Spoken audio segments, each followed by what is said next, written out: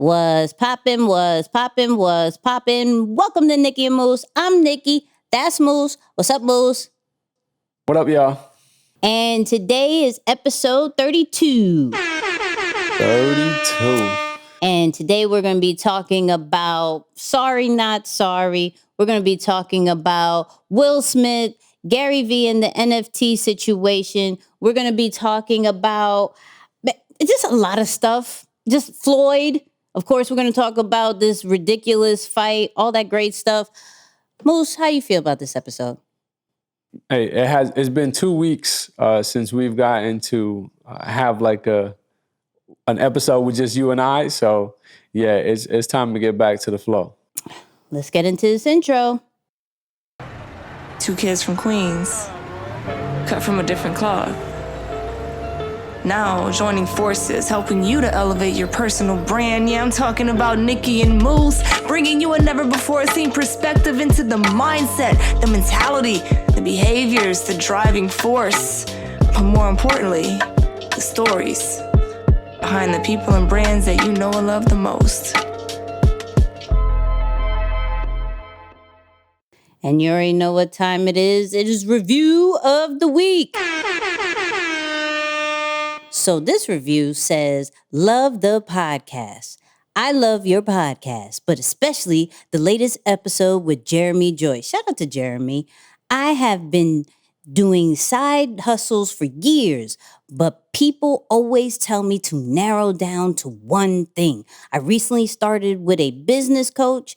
I'm so inspired to take my business to the next level. Thanks so much for helping us. There are so many people that are working and want to build something for themselves outside of social media. Shout out to everybody who leaves us a review. You saw how I got the big one this time? You see that? You see that? Had to change the format real quick. So shout out to everybody who leaves us a review. We read them. We love them. Clearly, we highlight them. We do this for y'all. Moose, how you feeling? How's everything? Man, I am excellent. I wrapping up a phenomenal month here. So things have been good, man. Things have been good. Moose makes me feel hungry, but you know that's a topic for maybe a YouTube live. But shout out to all those who are listening in the audio experience and everybody who's watching on the YouTube vibes, right? Man, we have so much to talk about. So much. This is the crazy part when we do these little guest episodes. Then we have so much to like come back and we're like, all right, we got to talk about this. And we only have like an hour and something. So expect an action-packed episode with this one. So we're just going to get to it. You see it. And if you don't see it because you're listening, we have the cover of DJ Khaled with Jay-Z and Nas. Sorry, not sorry. We're going to talk about it in a different way than you expected. We're not doing a music review, even though it was a different song. I'll say it was a different song. Yeah. I'm not going to say it was a fire song. I'm going to say it's a different song. So, Moose, first, what did you think about the song? Yeah. I mean, I like the idea of the song. You know, I think it's a cool song. They're definitely it's telling the story of their age, which I think it's a good look. You know, I love the collab, of course. And shout out to Khaled, man. I think Khaled is just doing some incredible work, like continuously able to bring people together to make great music and kind of tell some phenomenal stories. So I think the idea is really, really dope. Now, the message that they're also saying, you know, like I said, even from the music video itself, the way they're dressed, it's showing a different side of them. You know, I don't know if someone is looking at the details as much as I am, is like wondering, well, why is Jay-Z's name come first? Why is it not Nas, Khaled, and Jay-Z? You know what I'm saying? Like, why? You gotta stir the pot. You gotta stir the pot. You know, why? Like, because if I were Nas, I would want to know why. Hey, Khaled, why didn't you put my name first? Why Jay gotta go first? Jay always goes first. That's what I would have said. Yeah, he does. Absolutely. Makes more money. I'm just saying. Anyways. No, it's a good. I think it's a good idea though. The album is dope. And I think overall the idea is really cool, and they're giving you a different message. Like it's something that's telling, yo, here's how we progress now. So I think the beef. It's safe to say, at least from my side, I think that the beef is over for the most part from what I'm seeing. I think the beef was over a long time ago. Yeah, but people still held on to the idea. Like, remember, even there was a time when we talked about that every time Nas drops something, Jay comes right after. Yeah, it was like a little I mean, media is going to be media. You know, even us as fans, we're going to try to keep maybe even the beef alive because it's more interesting than them getting together. You know. Yeah. But from my standpoint, I think this is a great example of how you can associate the new stuff that you're doing with what people know you for, right? Everybody knows Nas and Jay-Z for rapping, but clearly in the past episodes, we've talked about Coinbase, we've talked about selling title and champagne. I just forward Moose this article that he may be starting a production company. Like they've grown from maybe the bars that we've known them from before, right? And the biggest thing is like when you grow into other things, like how do you associate that with your brand? How can you still make it relevant because it's part of you, right? And when it comes to a music standpoint, I like how they can storytell and give you, listen, I'm crypto Scarface. I made another B and this is another B, double B's and all these like the bars that they're saying now reflects on their life. Like they can't go back and say how broke they were or what they were hustling from. Like, and I look at that from like, how do you associate that with your messaging for your brand and your business? Like, especially as a personal brand, how can you kind of dibble and dabble with getting people aware of what you're doing in the niche or the lane that people knew you for, right? Because to sit here and expect a full-blown album as frequent as we used to have of Jay-Z is probably not likely. Same with Nas, probably not likely. Even though he's been very consistent lately, you know, I'm not going to hold my breath and say that's for the next 5 years, my man is going to drop an album every single year. Shout out to the people on our YouTube channel commenting. Somebody was like, yo, Nas has been dropping an album each year, like for 3 years straight. True. But also understanding I'm very realistic with age and accomplishments, right? Are you really expecting Nas to do this for another 5 years when he doesn't necessarily have to? I don't know, right? So maybe this was kind of a way of saying, hey, y'all see I'm investing here. Y'all see I'm into this crypto world. You know, this is what it's about now for me. And this is my lifestyle now. Jay-Z is like, listen, I'm out here doing all these other things. It gives you a sense of I'm still here for those who've been down for me and who still want what they know me for, but I'm making you aware so you could follow me on these other ventures and journeys that I have. That's what I really got out of this song, and that's why I wanted to bring it to the podcast, because I always feel like certain rappers always have a deeper meaning when they come out with music, right? I'm excited. J. Cole announced his album. It should be dropping the 14th. May, what are we in May? We in May? This is May. Yeah, okay. So May. Oh, so Friday, next Friday. Yeah, next Friday, depending on when you hear it. That's what I'm saying, May 14th. right? Gotcha. Depending when you hear it, May 14th, it drops. He put out an interlude, which is fire. But I'm interested to hear the stories on J. Cole because it's been 2-3 years since he dropped last? Yeah, a couple years. Yeah. And naturally, he's a phenomenal storyteller. So there's definitely going to be, that rhythm to it. Right. So what is he going to make us aware of, if anything? I don't know. Maybe he doesn't have any other ventures. Maybe he's not going the Jay-Z and Nas route and he just has some things to get off his chest. It's called off season. I'm interested to hear it. But back to Jay-Z and Nas, and of course, I mean, Khaled brings great artists together, like you said. And we can always expect that from Khaled.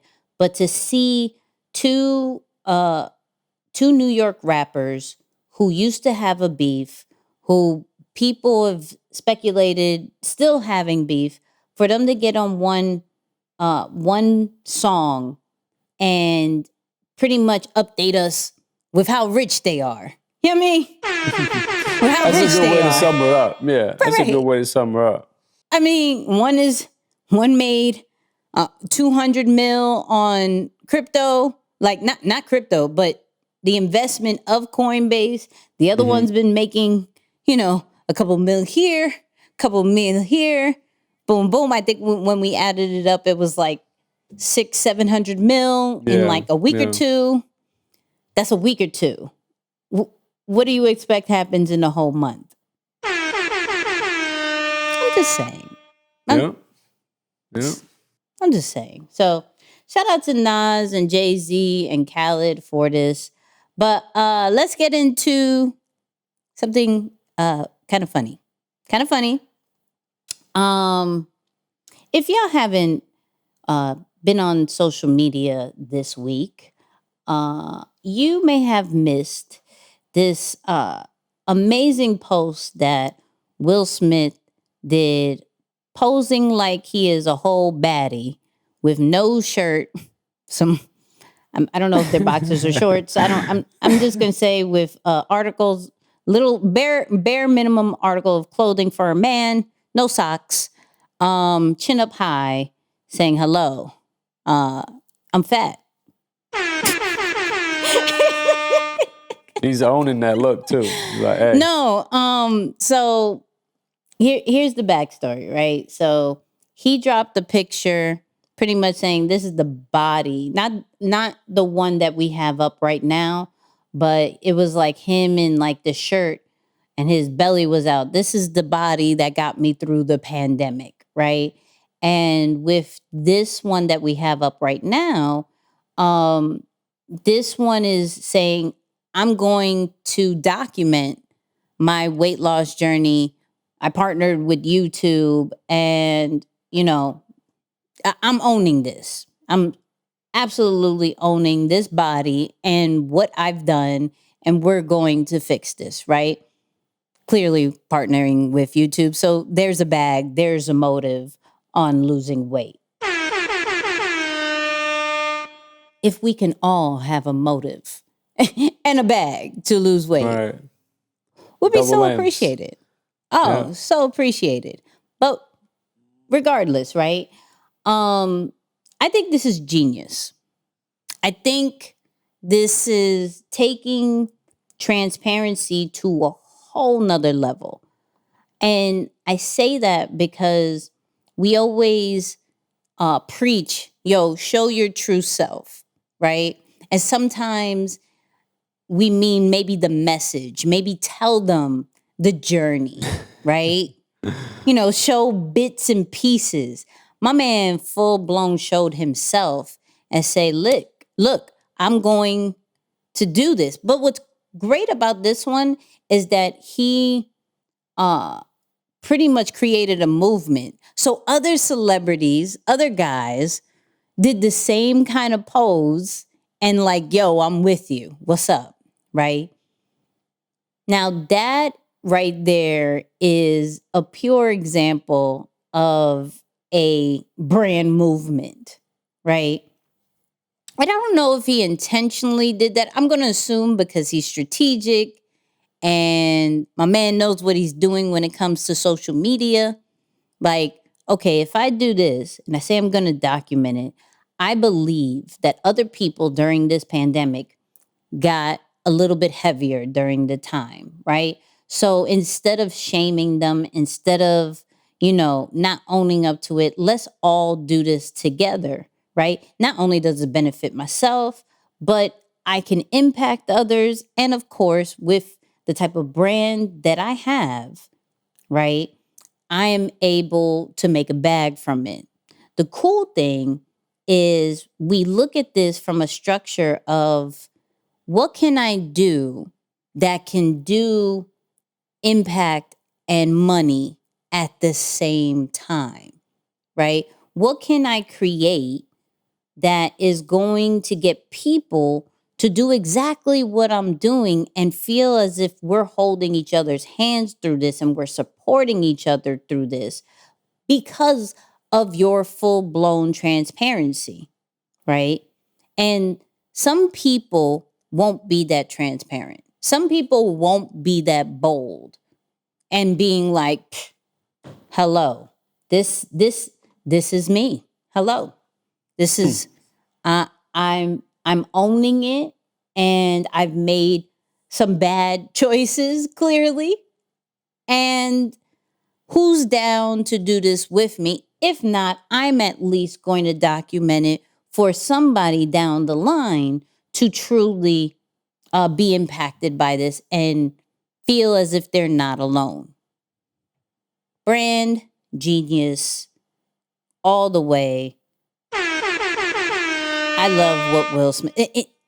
He never disappoints when it comes to his posts. There's always something. He's always doing something that is documenting his life. The last big thing, of course, of documenting his life was the Red Table Talk situation, and not being, not hiding from it, but taking that full on beyond with his own platform. So now, from a lower standpoint, this is another thing that he's taking on and using his platform to, to combat. And I think that's genius. But what do you think? Yeah, no, I mean, the rollout is genius. Like the rollout is so unique, right? Because like I feel like the first post you spoke about, he's really like, it's almost like a setup post to get people saying like, oh man, you a little out of shape there, buddy. Like what's going on? And then while you think there's nothing to it, he immediately comes back with like almost what feels or appears to be a full rollout plan, like you said, a strategic partnership with YouTube to document his entire comeback journey. So he's like, this is the worst shape of my life, and I'm kind of, determined to get it back. So there was another post that he put out today, kind of like day one of the workout and starting that process. Yeah. So I think it's really cool. And when I think of Will Smith too, I think the thing that some of the listeners can walk away from this, just to kind of like see how it can apply to them, is that there are always a few traits or characteristics or just elements to everything that he does that are always consistent, right? There was a season of his life where he just wanted to live. So he did the bungee jumping out of the helicopter. He was traveling and doing a lot of crazy stuff. But there's always the idea of having fun, exploring, and just being the best you can be, right? Like, I feel like anytime you can break it down across anything he does, those are the elements that stay true to him.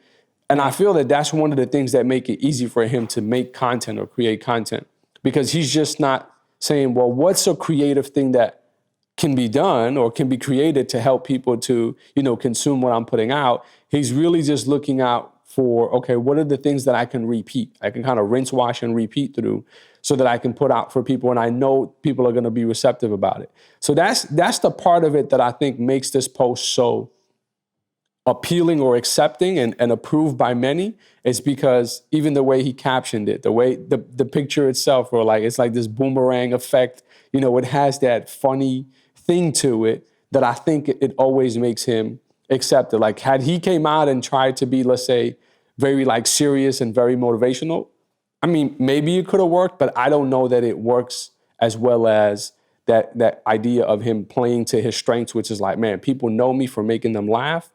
I'm going to, even if I got to use myself as the vessel or the example to do so, I'm going to do it and I'm going to make something out of it. So I think it's brilliant. You know, it's brilliant leveraging that other platform to make it work. It's really dope. Yeah, and I think this is also being in like very in tune with who you are and how it goes with your brand. Like, shout out to everybody who's taken the flight assessment. And if you haven't, flightassessment.com. But him really embodying the whole I'm a flight attendant, you know, Yeah. and for those who don't really know what that means, just follow me with it. He understands that, you know what?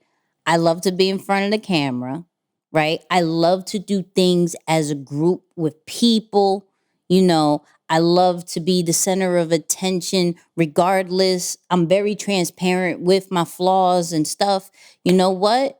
How can I put this within my brand, right? How can I structure it to where it now elevates my brand instead of maybe being like other celebrities and kind of hiding the flaws, only making myself look picture perfect. As the type of person that I am, I'm not perfect. And I'm okay with that. And I have fun saying that I'm okay with that. And I'm going to show that and impact others because I know when I do this, it's going to help somebody. 100%. So I like how he's very in tune with what he can do within himself and how it affects his brand, right?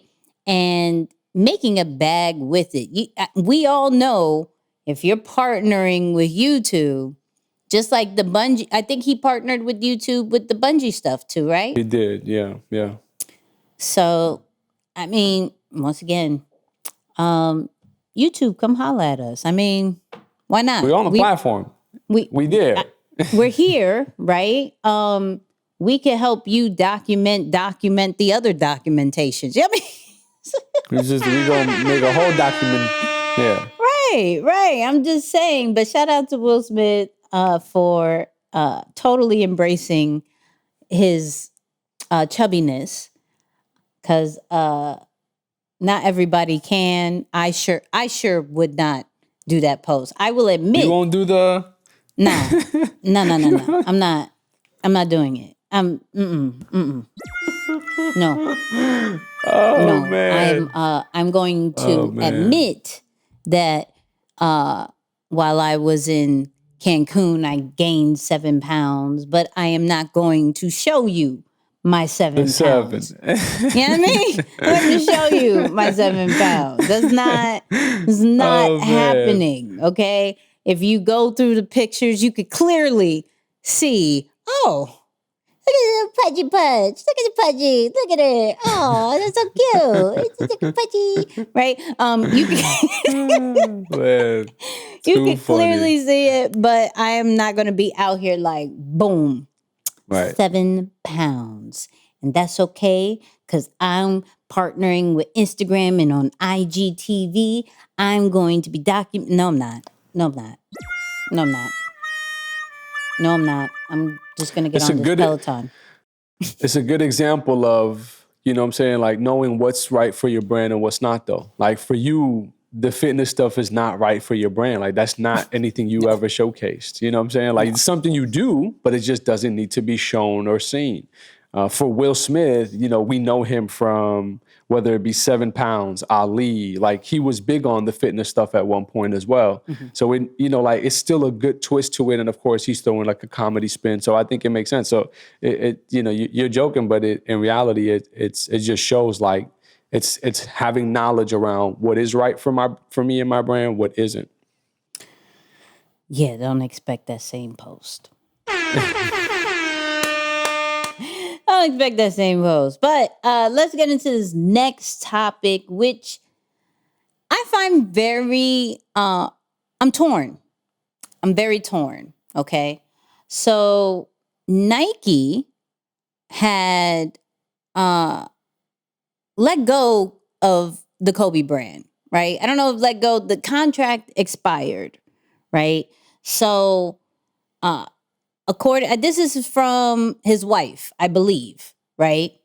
So this says, for my audio experience people, Kobe's Nike contract expired on 4/13/21. Kobe and Nike have made some of the most beautiful basketball shoes of all time, worn and adored by fans and athletes in all sports across the globe. It seems fitting that more NBA players wear my husband's product than any other signature shoe. I think that's a stab at Jordan, but we're not going to. No, I'm going to say that. But my hope will always be to allow Kobe's fans to get and wear his products. I will continue to fight for that. Kobe's products sell out in seconds. That says everything. I was hoping to forge a lifelong partnership with Nike that reflects my husband's legacy. We will always do everything we can to honor Kobe's and Gigi's legacy. That will never change. So, this is, you start this one off, Moose. You start this. Yeah. So, and I don't know that Nike dropped their contract. I know that the contract ended and they've been in a renegotiation for some time, even while Kobe was still around. And what I read was Kobe had shared or was open about some of his frustration with the deal with Nike. So when it came around to, the time to renew or close out, I guess, his wife, Vanessa, just decided to say, no, we're not doing it. So right where you stopped reading, for sure, there's definitely something happening there that we're not sure what she's implying. Is she saying that there are more players in the league or professional athletes who want access to Kobe gear, but Nike isn't signing off on it? Is she saying that other athletes are getting a bigger push or more attention, more than Kobe, although Kobe's gear sells out in seconds? We're not sure what she's implying, but, definitely playing chess, not checkers here, because it seems that she brought it out with like a peaceful way. Let me not burn any bridges, but then jumped on the other side of it and then started making some moves to produce her own gear. So that was a super boss move that I did not expect or think would come out. Right. But instead of going to the competitor, because it's common to say, oh, Nike cutting up? All right, let me go to Adidas. Oh, Nike and Adidas don't want to work? Let me go to Under Armour. And if you remember, we talked about, even in one of our episodes with Kobe, that he was with Adidas in the beginning. Yeah. So he left Adidas to go to Nike. So that could have been an easy move, but apparently she's thinking way different. And on that big ownership type energy, it's like, okay, let me go ahead and just mass produce my whole thing, which I think is going to be very, very interesting to see how it plays out. So I know we have some more screenshots to show here in a second. I'll let you kind of give your piece on it, but that just shows like the path of where she's headed, which is incredible. Yeah, I think before I show some more evidence on it, but I think this is understanding the power of your brand, right? And shout out to Vanessa Bryant, because I didn't know she was such in a boss position like that. Seriously. But I think, of course, you got to step up when the two most important people in your lives are no longer with you, right? And now it's a matter of this has to live on for the legacy to live on, right? So I like how she already understands the value. Like, it sells out. It people have been asking and you haven't been putting it out, right? Just even basic things that even if you don't know too much business side, you could clearly see that. Clearly, right? Yeah. So reports have it that a little bit after the conversation of the Nike contract expiring, then you see all these trademarks from Baby Mambas to like Lady Mamba, the Kobe Bryant trademark. I mean, a whole guap of trademarks are being done, and it has been said that there is going to be like a release of its own personal brand, right? And I think that's very smart. I think once you understand the power, and unfortunately, death does increase that power of demand for especially with Kobe's status, right? So of course people are going to want it. Now, what's interesting is that when we remember, and I always find the way to bring him in this, and I don't know why. I need to get this checked out. But when we remember when Kanye left Nike, see, I don't know why I always bring Kanye up, right? But when Kanye left Nike, he also said, yo, I wanted my sneakers to be out there more. And it wasn't. And they kept making it super limited. And I wasn't having it and I left, right? Paraphrasing, clearly. But that was one of the reasons why Kanye left. And so if she is saying, hey, it's clear that my husband's product is selling out, but you continue to only like drop somewhere here and there, especially after his death, and there's hardly anything. Like I remember it was Nike took off all the sneakers out right after he died. So it didn't seem like they were capitalizing on their death, which I think was a good move.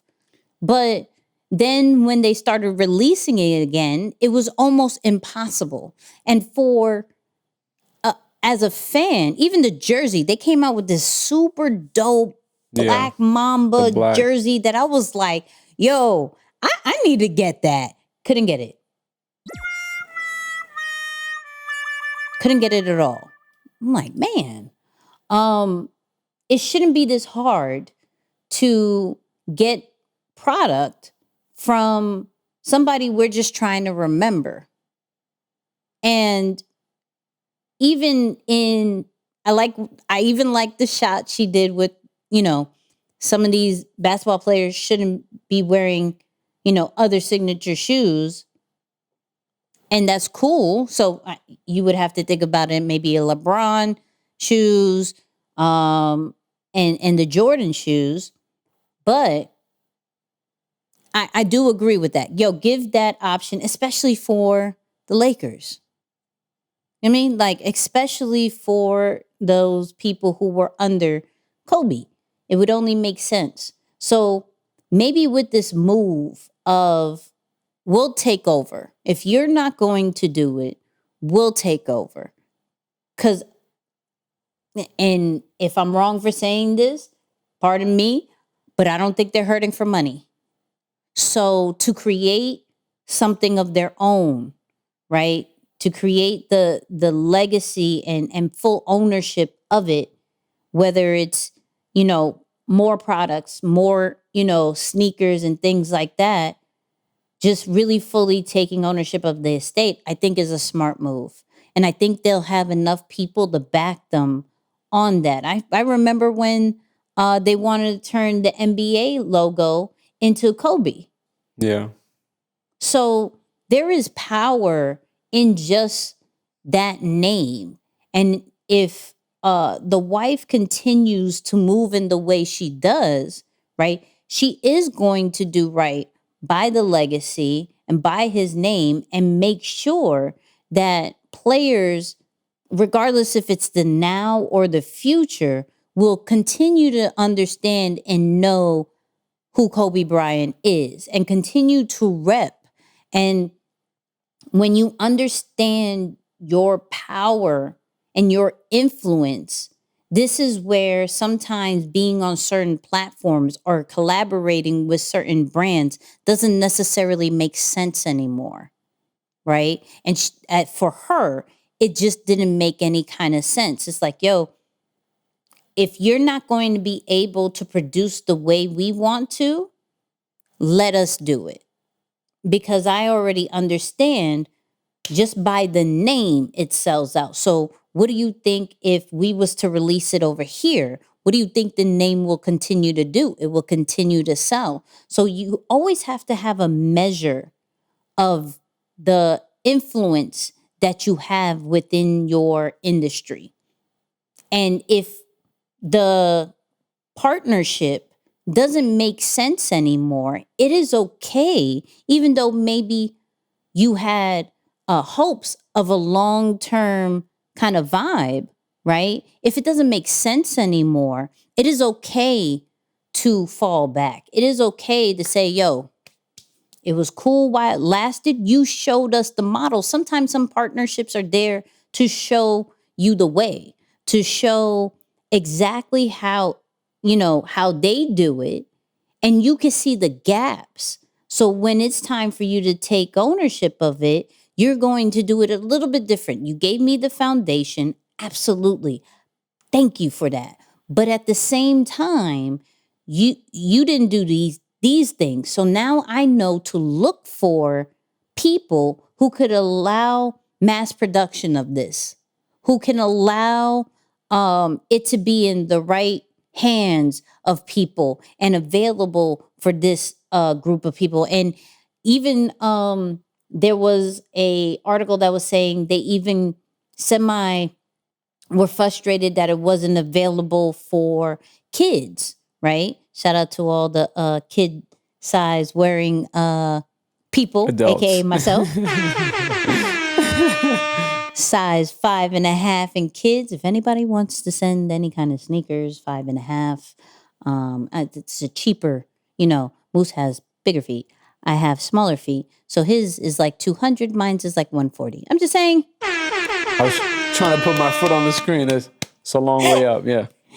Yeah. Even though there's a really funny story how maybe his shoe size is a little bit smaller than what it's supposed to be. I'm not. Remember that. Of course. Remember that. Yeah. No. I remember it, especially if it has to deal with sneakers. Of course, I remember. But it still doesn't get into the If he was a 7, he would be there.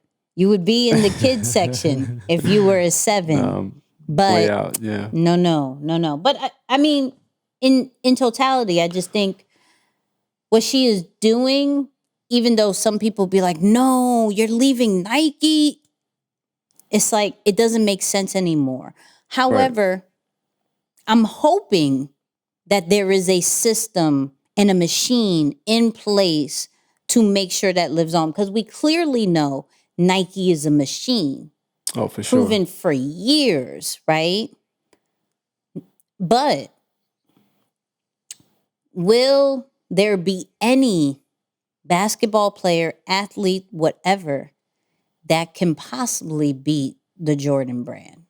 That is my question.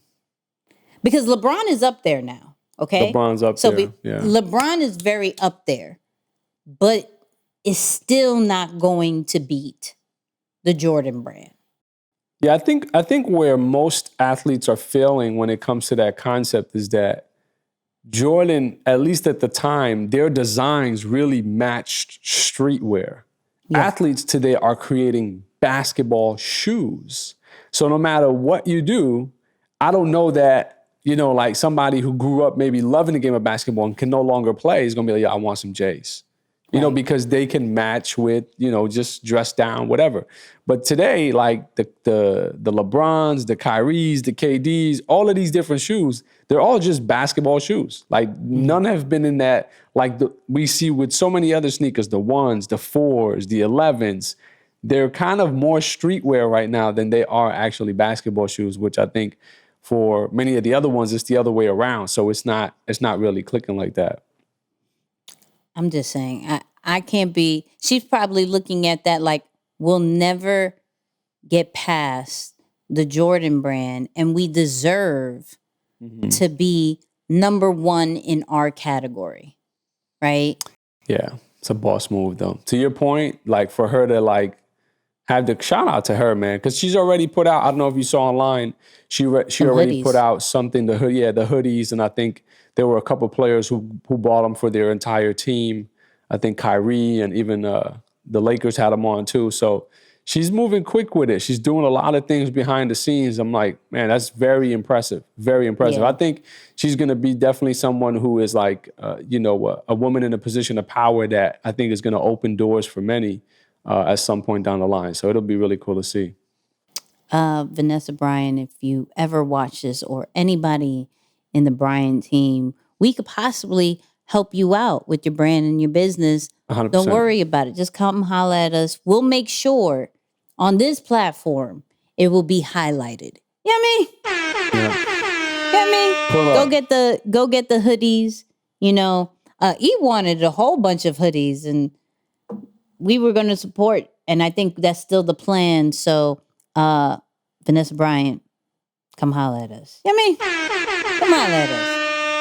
But let's talk some NFT talk. I'm really excited about, y'all know I get very excited about this whole NFT thing.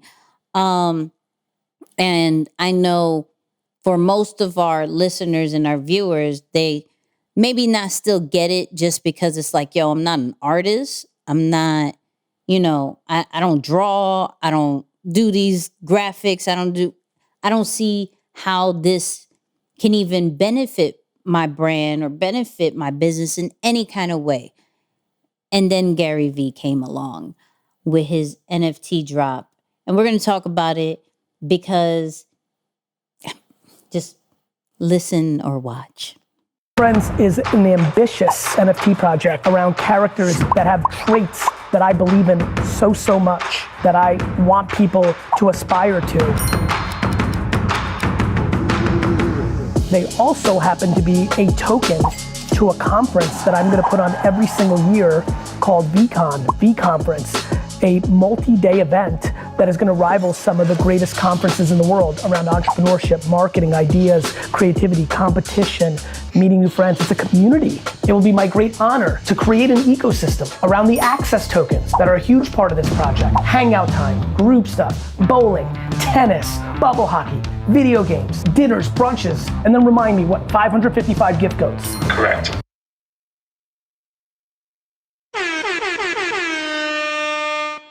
So let's get into this. I'm going to start this one off because I'm very excited about this. Reason why I'm very excited about this is because this literally shows you that you can literally draw a dot and that could sell. Okay. My man drew not anything worth putting up my wall. Nothing. Not Right. putting up no dog, angel, any of the things that he drew, right? So he pretty much killed the whole you have to be an artist, even though maybe behind in the back of his mind, he thinks he's a great doodler. I'm cool with that, whatever it is. But he's literally showing people it's not necessarily about the art part. It's about what you can do with the NFTs.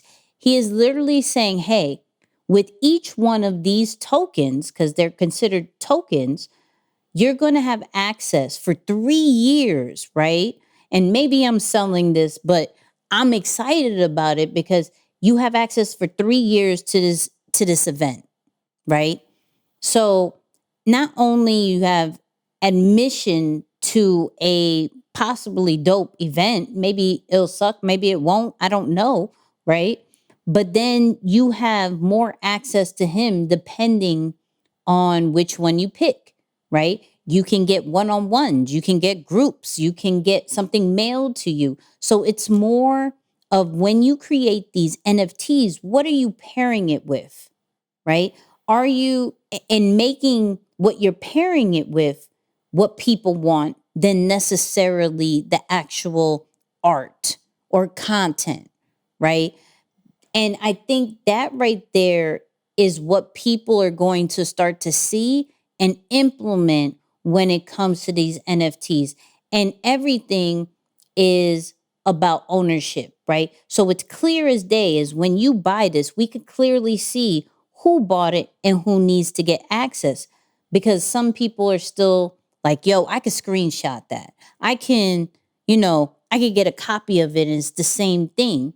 Well, now the way he built it is like, yeah, you'll have this different looking drawing, but you won't have access to the event.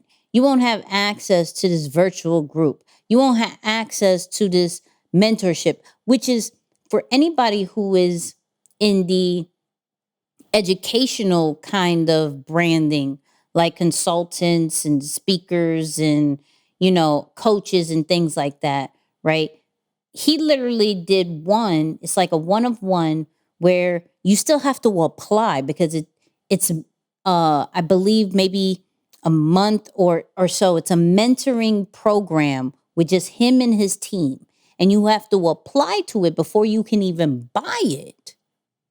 So now that takes me in thinking, and shout out to Kurt, that I'm thinking of different things like, yo, you can drop courses, you could drop ebooks, you could drop exclusive mentorship programs.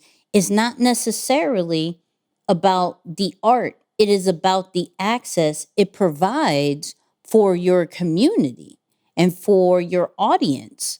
So I like how he did that, and from an educational standpoint as well, how he is letting people know, and this is another important part, when there's a learning curve, when there's something new, how are you educating your audience on how to cop that, how to buy it, right? So with NFTs, of course, it is in the blockchain in which you have to buy crypto, right?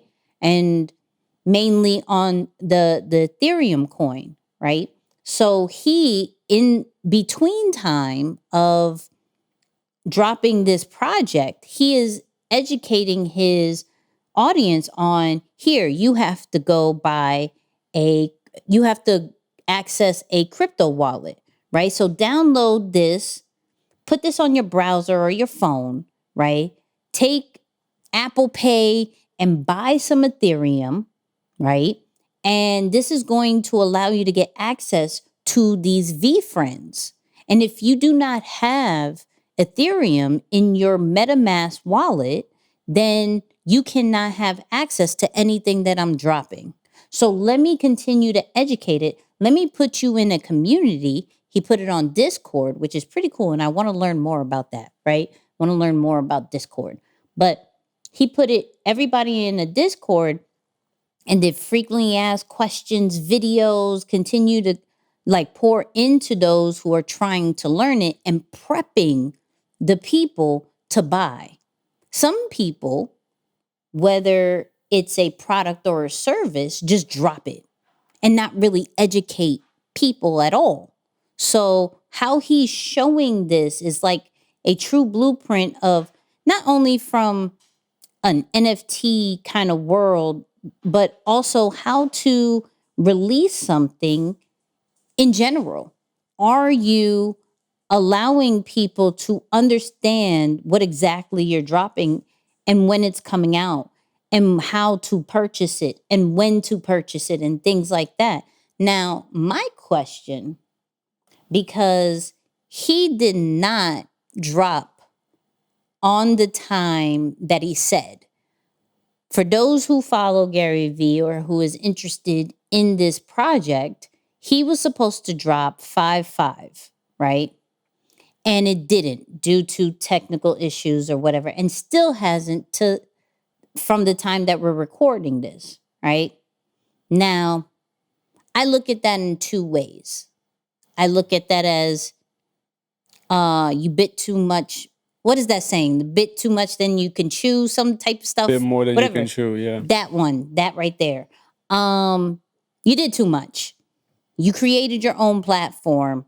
You added too many things at the same time instead of doing the little small things what people have been doing in small releases. He's releasing over 10,000 access tokens, right? On a whole brand new platform. You did too much, possibly. Or you are now delaying it and getting people more notified, like, yo, he didn't drop. What's happening? Now all eyes are on the project because you said you were going to drop and you didn't. So now we're interested in when are you actually going to drop and how it actually goes. So now you're bringing extra eyes into it. So there's two things, because I mean, my man did a whole press release. He went on CNBC, all these different news and media situations, podcasts, all that stuff. He did a lot and didn't drop on time. And still there's no release time. So I'm like, it's interesting. Is that intentional? Right? Because I wouldn't be mad if it's intentional. Because at the end of the day, he is a marketing genius. I'm not going to say he's not, right? I may not agree and fully follow the content as I used to, but I find this very interesting because just the whole project and the release, because it just breaks down different barriers that anybody can really join into this NFT community and not feel the pressure of having something super visual in play. Do you think I want to actually ask you a question, and that's what I was thinking about this whole time is, do you think it waters down the artistry? Like it's something for the artist to, finally be compensated for their work, to be able to continue to make commission off of, great work that they've produced, as opposed to what's traditionally happening now. Like that's why I was excited. I know we spoke about it very early when it started to kind of hit the market, and we're like, man, that's so dope. It's going to create like an equal space and people are going to finally be compensated for their work. So just in short, do you think him making this move waters down the industry because now it opens up scraps of paper to be put out on the space instead of having, someone like Beebles who, put out stuff for a decade every single day before he cashed in his big check? So, no, I don't.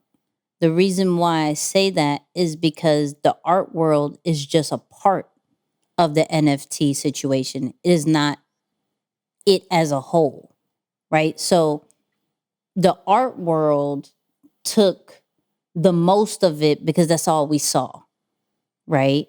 But that doesn't mean that the NFT world is only of digital art. We're seeing just like how he did, but other people also doing it as well, just maybe not on that wave. Events, creating an NFT that gives you access to an event. Shout out to Lupe Fiasco. Did I say that right? I don't know. I think I did. You did. That's it. Shout out to Lupe. I always question if I say that right. But shout out to Lupe because he did an NFT drop that then gave access to a virtual concert, right? That was done in Dame Studios. And so people are getting with that. Art music is starting to really go into that whole NFT world as well, like we've reported before, as far as, unreleased tracks or newly mixed tracks that if you get this NFT, you'll have access to it. And then I think it was King Leon that was like, if you buy this album that is going to be on iTunes, but if you buy it as an NFT, you will forever have front row tickets. You see what I'm saying? So yes, from what we've been introduced from the NFT world is the art, because visually it's stunning, but that doesn't necessarily mean that it's the end all be all and it was only meant for artists. So I think that world is still going to kill it because there are platforms that is only dedicated to digital art in the NFT world. So it wouldn't even matter what else goes on to that because the ones that are going to get highlighted is going to be the digital art. Now, as other people find out different ways, because literally with it being on the blockchain, there's a ledger that says you own this, you have this, right? That's going to open up the minds for other brands and, other influencers to be like, how can we take this into our own hands? I believe eBay was thinking about jumping in the game when it comes to the auctions, right? UFC was talking about jumping into the NFT world. We've already reported that multiple athletes have jumped into the NFT world. So I don't think it's watering it down. I think it was just the beginning of something that is going to be very dope, since this world is turning into more of a digital vibe. Yeah, it's interesting because I think back to when he first spoke on it. I think there was an interview that you shared early on where he was just kind of talking about, I'm really not trying to create any waves in the space right now. I'm going to kind of step aside and let the artists do their thing. Yeah. And I guess it's only a matter of time. Maybe that timeline is different for everybody, but that's just the thing that came to mind first. It's like, man, I wonder if it's going to shape the industry a little bit differently now that people are really going in there with business incentives or business approach, as opposed to continuing to let, the artist benefit as much as possible, at least for, a certain amount of time before it fully turns over. But that's the first thing that comes to mind. So I know there's one group of it. If you've thought about it, that's one thing that comes to mind. The other side of it too, of course, you can always see the light in everything, which is like, well, he just took something that's extremely complex and simplified it, at least for the thing that gets you through the door, which is the actual art itself. Simplify. Yeah, he's just like, here you go. Here's my artwork. Here's my submission.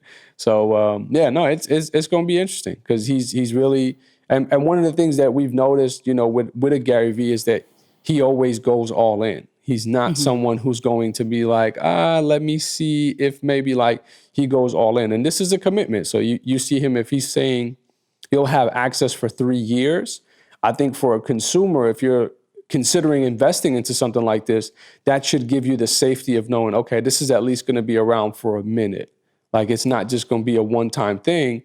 This is a 3-year event. So like, I can really gain a lot of benefits from this. So I think that's a smart move, for anyone who's putting together offers. We've talked about buying behavior a lot and tied it back to the flight assessment. Just from what we've learned about people and how they buy and make decisions, there are some people who want safety and security. So when you give somebody that, that length of time, it's something that we've done with our programs too. We've extended it from being a 1 or 2 day event to up to 90 days access to say, hey, don't worry about having to get it or rush and learn everything in just a matter of time when you have all this, this amount of months with us to learn it. So I think it's a good move. I definitely think it makes sense. That part of it, at least. Yeah. Yeah. And also it adds value because let's say you go to this conference, that thing still has value for the next 2 years. So let's say you didn't even like the conference, but that's not available anywhere else. Like once the tokens are gone, they're gone. So you are one of the people that has this particular token that will give access for at least another 2 years. Right. So that has to be worth something to somebody. So I think that was very smart.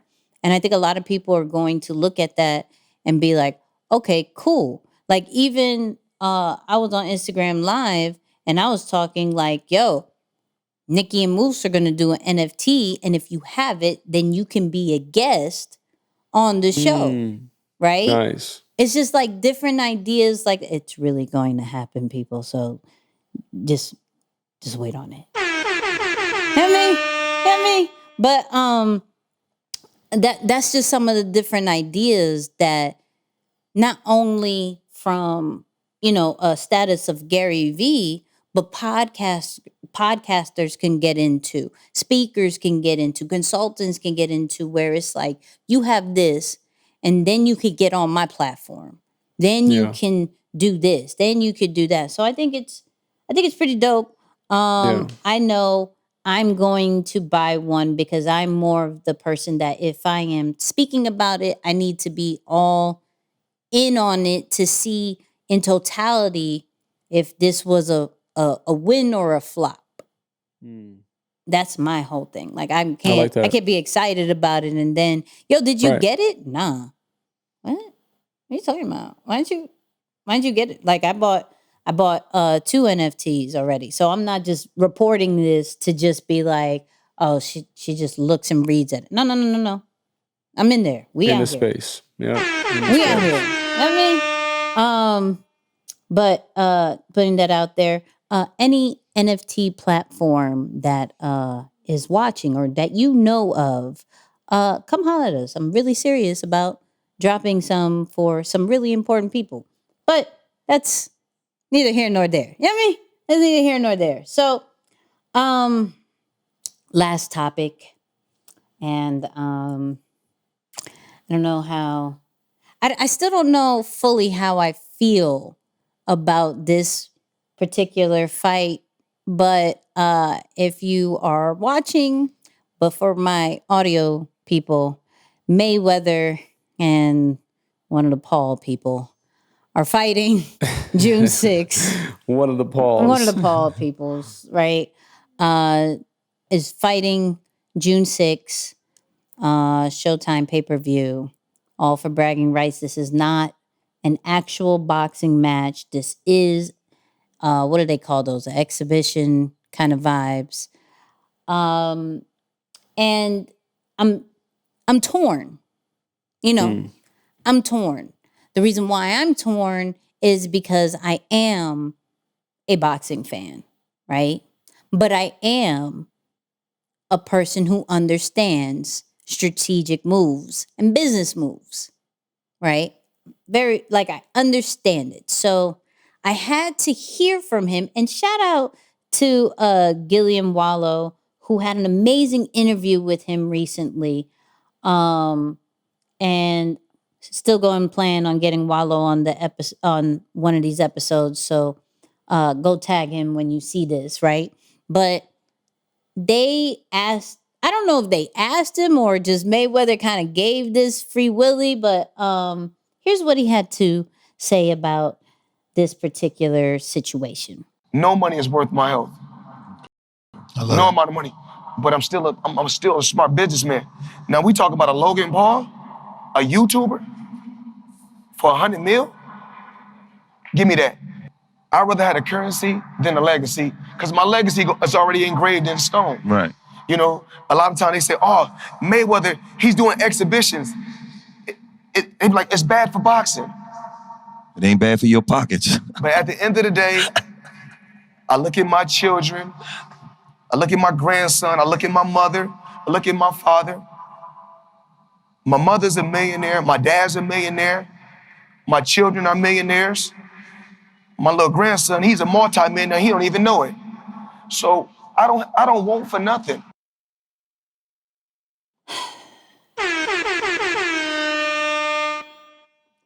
Moose, start this off.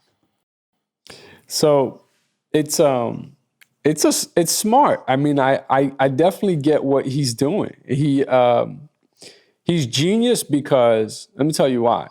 He's able to really put his ego aside and do what's in the best interest of himself and his family. You know, I think many people, I don't know that I would be able to do it, or at least do that, right? Because I think as an athlete, when you have a love for a sport, and I'm sure you can relate because like you said, you really do have a love for boxing. If you were in that position and that's what you built on, you would either continue to do it what is quote unquote the right way, or no longer do it at all, right? To protect the record. So I think he's extremely intelligent because he's saying, no, why would I mess up something that to society standards is perfect, 50-0, whatever it is, right?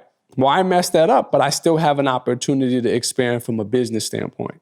So he's able to put his ego aside, not necessarily care what others are going to say or think, and then like go out there and if that earning potential is accurate, 100 million, I mean, that is obviously life-changing money that he's been able to reproduce multiple times.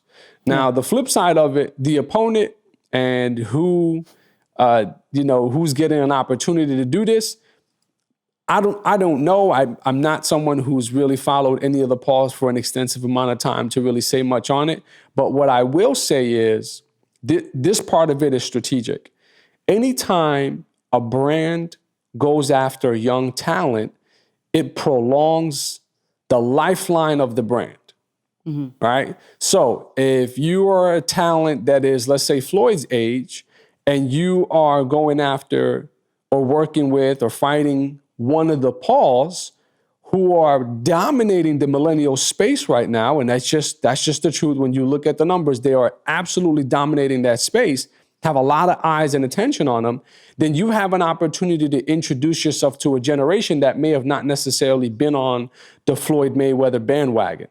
So what does that do for yourself, your businesses, and even your children? If you're looking at it that way, it prolongs the lifeline of your businesses and your brands. So that's the part of it that I'm like, okay, well, I may not necessarily know much about the opponent. I can see some strategy tied behind, okay, let's select this person for that reason. It's not so much, just purely off of, wins and losses, or can this person give me a good fight, or will this be a good show for the fans? I really think that they're looking at it from that standpoint. And at the end of the day, I also think that both of them are very brilliant marketers, right? Mm-hmm. Like the Pauls are very good at, marketing online. Obviously, they've killed the YouTube space for a very long time and have bounced back from some craziness. And then Floyd has done it in a more traditional sense. So I think it's like, man, these are two people who really know how to make money in slightly different ways, but now coming together to see what happens as a result of it. So maybe some of the truer boxing fans may not necessarily love it because they're looking at the opponent and they're like, okay, who is this cat? Like, he's not really a true boxer. Like, he's not a Pacquiao or somebody that is like, oh, wow, like, okay, this is going to be a great fight. But I think it's from a strategy and business move, yeah, I think it's spot on. I'm telling you, I'm torn about this one. So for me, I'm looking at it like, okay, so boxing is a one-person sport. So it's not even necessarily thinking about others already. So to sit here and hope that Floyd Mayweather is a purist and would care about the sport, when in all actuality, you are in a sport that only makes you think about yourself already, I can't necessarily knock it, right? At the end of the day, you think about yourself, you think about those who matter, right? And that should be the only thing that matters to you if you came from that kind of vibe. Now, what's funny, when I watched the episode, he was like, there are people who, do, I don't know, golf or boxing or whatever, and no one questions them that they are hurt of money. But if I was to do an exhibition fight, then people think I'm hurt of money. I'm actually not. I have like 9 skyscrapers and multiple businesses. I'm good, right?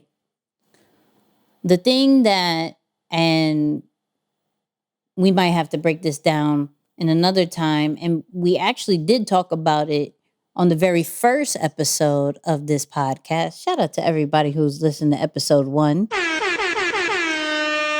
And in the random preview, in the after show that we are creating, I'm going to give a funny story about that whole first episode, because that was a very interesting episode.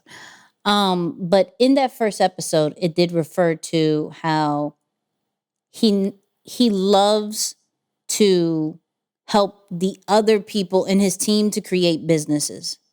It's not necessarily about the money anymore. It's about the opportunity to get other people to create money.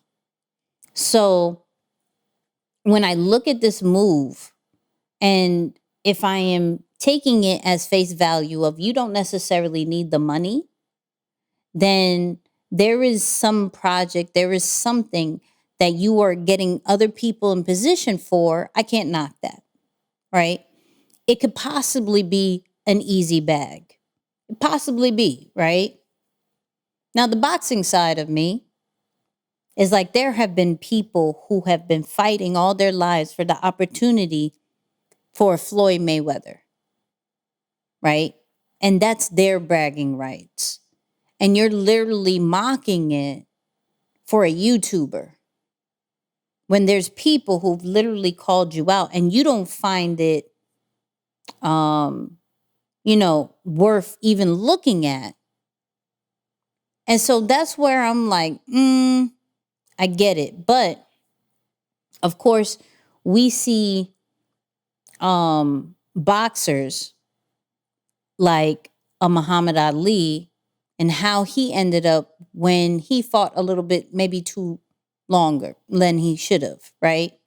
Floyd Mayweather finished his professional boxing career and is now strategically picking out fighters he knows he could beat with no problem, none whatsoever.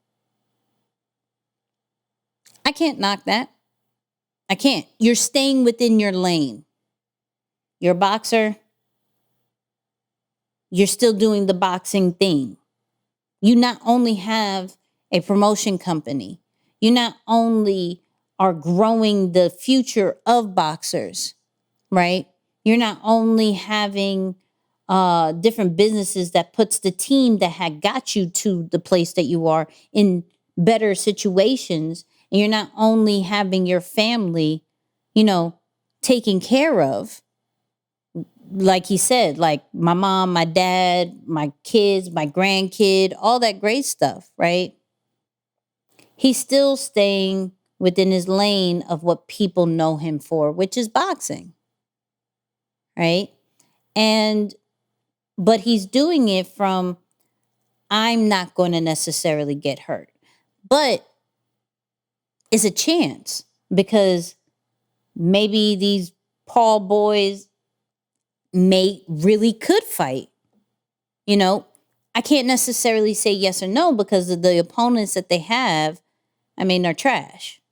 Right. So they're not on, the people that they face are not on a true boxing caliber to fully take you serious. You're now going against one of the smartest fighters that we've known, who literally pick their opponents in a very strategic vibe and has the defense like nobody else in the world. That's real. That's real. So, and is also, once again, a marketing genius. Because for those, and I don't have it up because I don't want to confuse the audio listeners, they had a press release and the Paul brother, whatever, took his hat, right? And it was a whole physical altercation, right? And I'm not going to sit here and say that was on purpose or not, right? We've known Floyd to talk a lot of mess and create a lot of chaos in these different press releases and the build up to the show or the fight because he knows that's going to sell.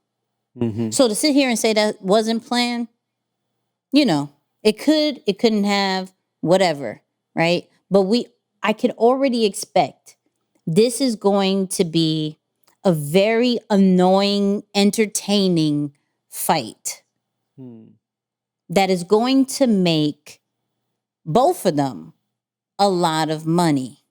I, from a boxing fan, is not a fan of it, but from a Floyd fan and the amount of annoyance that I have for the Logan brothers, right? Or Paul brothers, whatever I don't even, you know me, when I don't like somebody, I don't even say their name. For those people and how you've literally made a mockery of boxing, I hope Floyd does knock him out. Even though Floyd is not a knockout artist, I do hope he wins, so that era could be done. At least from one half. We, of course, have the other brother to worry about. So, because then he'll probably be a revenge type thing. Like, I could see this being like in the back end. I could clearly see a 2 fight, one for each brother, and it be a certain amount of bag. It's a smart business move. I hope not the one for each one. Yeah. Yeah, it's a smart business move. I can't knock it, right? But I hope this funniness for boxing will come to an end, because now they're talking about like Ocho Cinco and Matt Barnes doing a fight. Yeah. And clearly there's been celebrity boxing happening forever, right? There has been, but it's on a fun type thing. It has never been on the caliber that it is right now. Yeah. And taken to a very like YouTubers saying that they're actually boxers. Well, then get the pro license and go ahead. Yeah. Like, go ahead. I've never seen them before, to be honest with you. Like, I've never heard of them until now. Like, celebrities fighting. I know they do golf outlet, they do golf tournaments. I know that, but the actual boxing and fighting stuff, that I know the All-Star, the basketball game, the All-Star game, whatever that is, some softball stuff. But I think it's going to come down to 2 things, man. If you're someone who enjoys, again, the artistry of boxing, you're going to hate this. You're going to be like, this is terrible. Like, how do I know that Floyd is even going to prepare for this the way he did, at least the way we're used to seeing him train multiple times a day on Showtime and, leading up to it? How do I know that he's going to take it that serious? Mm-hmm. And then the other side of it, if you're just in it for entertainment, just because you're like, oh, let's just see what happens, I think maybe you will enjoy it. But yeah, I don't know what will come about from it. But hopefully, what I will hope, though, is that because it's such a sacred sport, and like you said, it's a sport where a lot of people make a lot of sacrifice, right? There's a lot of people who come from different parts of the world for this opportunity. I would hope that people who don't need the money water down the sport through their craziness. I would hope that they don't do that. I just want to be clear that I hope that they wouldn't water down the sport because of their craziness when they don't even need the money. And then, because there was a time where boxing was kind of like, it was just out in the gray. Like, nobody was really paying attention to boxing like that. Right. I mean, after the heavyweight fighters like Tyson left, Lennox Lewis left, and then there was a time where it was just kind of like no one really paid attention to boxing. So, yeah, I'm just hoping that, that doesn't happen to it. Are you going to watch it? Are you going to tune in? It. Yeah, no, I'm going to watch it. It's very rare that I miss a Floyd fight. So I'm going to watch it. Now, the question of if I'm going to pay for it is a different thing. Fair. Hey, you keeping it real. I like it. She's being honest. I'm just being very honest. That is a serious question we have to answer. So are you gonna contribute to Floyd's pockets or not? That's what it comes down to. But like I said, in all honesty, if you can get a $100 million bag, that's no joke. That's something, that's to gotta consider. Stand for something. Yeah, I mean, that is definitely, and also it shows maybe even for like boxers who do reach that age of retirement, like you too can still do something and make a bag for what you love. Because like, even with why would this be different than the big 3? You know how Ice Cube has that league for basketball? Yeah. Mm-hmm. So how is that somewhat different? I don't know if it is. I just think maybe because of the person of this is where it's getting a little for sure. It's like saying Jordan went to play in the Big Three. It's like, okay, hold up a second. That would create a different energy to it. So I see it. I'm sure more things will unfold as we get closer. We're less than a month away or whatnot. So I'm excited. We'll see what else happens. I'm excited. If there's a way, you know what? If there's a way to see it in person, I would. I'm not even gonna lie. I always wanted to been to a boxing match. Well, I've been to a boxing match, but I've been to a boxing match even in Madison Square Garden with Cotto. Oh, wow. So I've been there, but I always want to go to a Floyd one, and they're so expensive. Yeah. So if there is a way, wow, I'm kind of implying that my money kind of raised up, but but I'm saying, well, I am a low. Yeah, no flex. But if there is a way to go see that in person, I would honestly love to see that in person. Are they allowing? Are they allowing? Where is it? Where is it being hosted? It's in Miami, so they're super COVID free. Not really like, Florida has not cared for a while. I saw the Baby did a huge concert in Orlando, and it looked like the pandemic never happened.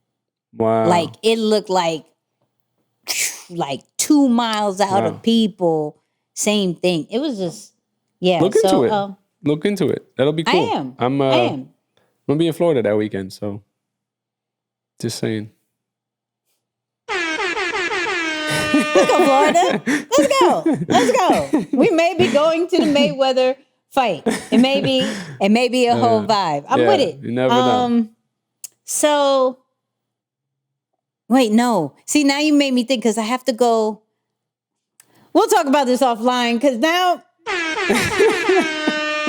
Anyways. Squirrel moments. Right. Here we go. Squirrel. All right. So, shout out to everybody who's listening and watching this. Tuesdays, 8 p.m. Is it 8 p.m.? 8 p.m. Now I don't even know. 8 p.m. Eastern. 8 p.m. Eastern, 7 p.m. Central, 3 hours back for West Coast. YouTube Live, we're always on there. And, of course, follow us on Nicky and Moose. But for all our Apple Podcast people, please stay tuned. We have something super, super, super dope coming in the next month for you guys. Like I said, I kind of hinted it with the after show thing. We are working on something really dope for all my non-Apple something people. Don't worry about it. We're working on something for you guys too. But our Apple people, because we got stocks in it, y'all gonna get some special. So grab you an iPad, get you an old iPhone, use your iMac or your MacBook. You'll thank me later. I'm just saying, you will thank me later. But Moose, final words. Yeah, man, I'm really inspired by Vanessa Bryan and what she's doing there. And I think the courage to up and leave any situation where you feel like you're not being accepted, celebrated, or given an opportunity to fully shine and showcase your potential. I think that's an encouraging thing. So I'm going to give that or use that as our final words for this week, man. Like really take that into account and just don't be afraid to leave, go to somewhere or go somewhere else if where you're currently standing isn't celebrating you for your full potential.